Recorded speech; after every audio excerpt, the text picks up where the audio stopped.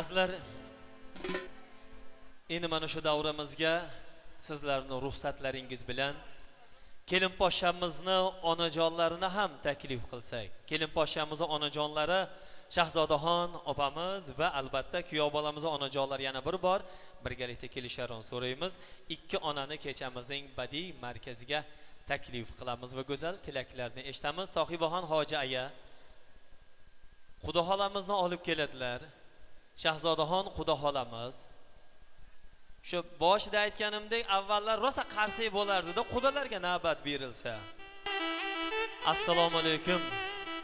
Birlaringizga kelin, birlaringizga kuyov muborak bo'lsin.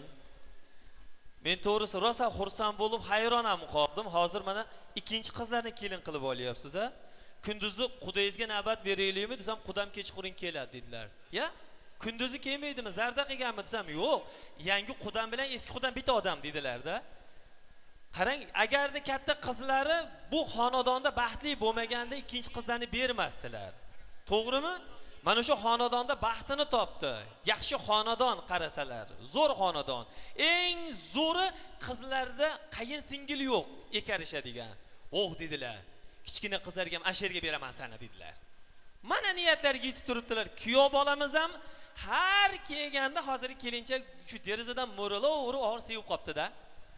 Oxiri mana Xudo xolisa bugun baxtini topib turibdi. Kuyov bola baxtli bo'ling. Agar ukangiz bo'lganda qayinsinglingizni olib berardik.